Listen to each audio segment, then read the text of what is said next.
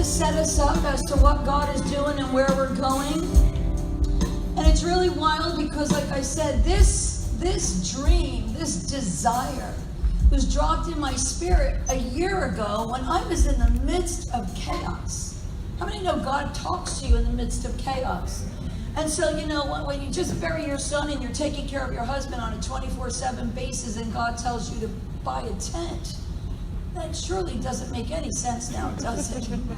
Like, God, my hands are full. I don't have time to breathe. I'm up and getting 3 hours and sleep at night. Like, where's the tent coming from? But when he said do a tent, I didn't hesitate. I was like, okay, we'll have a tent. It may take a year before you put all your little pieces together, and then you hear the voice of the Lord that says, now is the time. And so this has been in my spirit and in my heart for over a year. And why? Because the year that my son passed away, the Lord gave me that word that we were going after the millennials. And it was that night in that major prayer ministry that we had that God showed me all about the millennials and how the enemy was coming to snatch and grab. And it was while I was calling that out upstairs on a Thursday night in the upper room, my son ran straight into the guardrail and died on impact. So anybody else would probably stick their head in the sand and say, the heck with the millennials. Let them find their own way. That just fueled my fire even more. It just fueled my fire to say, I'm going after every millennial now, and I'm going to create a safe place for them. And so we're going after as much as we can. And what is it going to look like? You heard me say that I wanted it to look like a Christian Woodstock. How many heard me say that in the past? Christian Woodstock. I want music, I want fire, I want, Circus Soleil, whatever wants to come in. Like, that's what I want. Because this sitting in the pews every night is not going to cut it. This is not going to cut it. We better start seeing the signs and the wonders, the miracles, the young people coming in, falling on their face, getting turned on to God, burning for the Lord, weeping like we were with Corey Russell that day during the conference, that there wasn't a dry eye in the house, men, women, and children. To tell you the truth, the night we bought the tent, I was laying in bed and I heard clear as a bell from the Spirit of God, and he told me, Paulette, the tent's too small.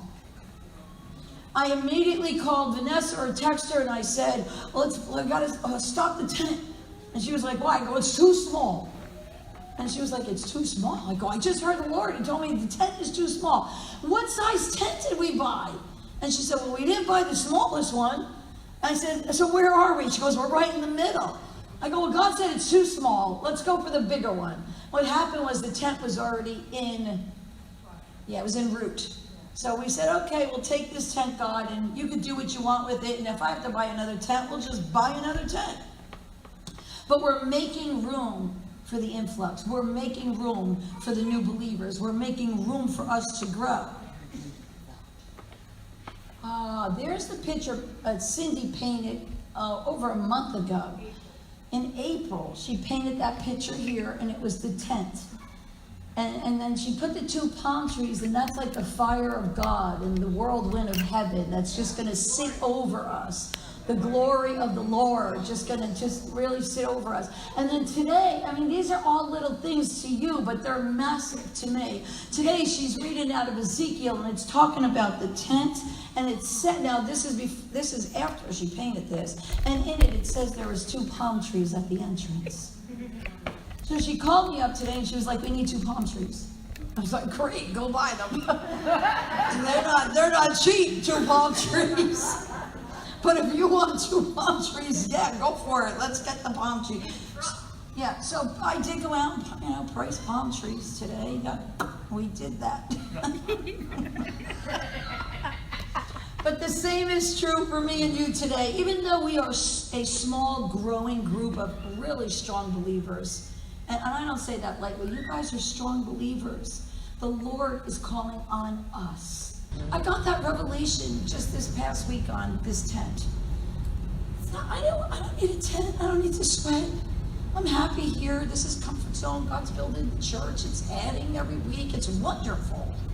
I don't need to go outside and do a tent. And then I realized I wasn't thinking about this. It just sort of like flew out of my mouth one Tuesday when I was preaching. I was like, blah, blah, blah, blah, blah, blah, and we're going to have a tent. I'm sorry, I made a mistake. It was acid reflux.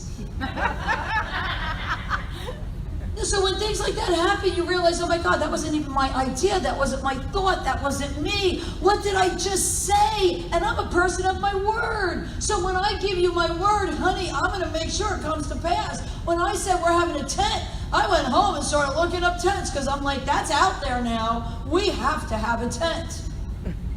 And I'll do whatever it takes to get a tent. We are open and we are hungry and we're making ourselves available and we're going to be yielded vessels, just yielded vessels to the Master's hand, in the Master's hand. Do what you want us to do. God, just drop right now in our hearts and our mind's eye creative ideas, things that you want to see happen under that tent.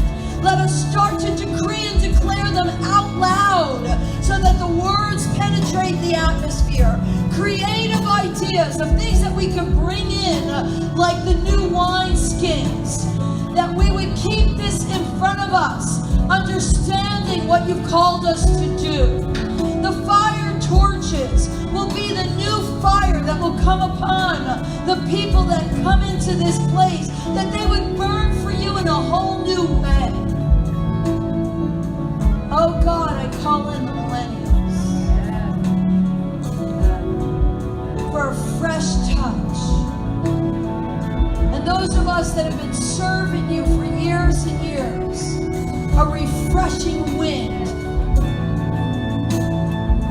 I pray, God, the fire of God around each and every person in Mantle of Power Ministries. For what God has brought you through, that will be your platform to speak to others with a sense of authority upon your life, because God brought you through. Each one of those things that have plagued your life that you have overcome, that's your platform and your sphere of authority to help others. It wasn't that there was something wrong with you. It was that God knew, oh, you've got this junk in your life, or I'm going to use that to set others free. You better start seeing that as your platform. It's not a burden. It's your platform. Because if God could do it for me, He could do it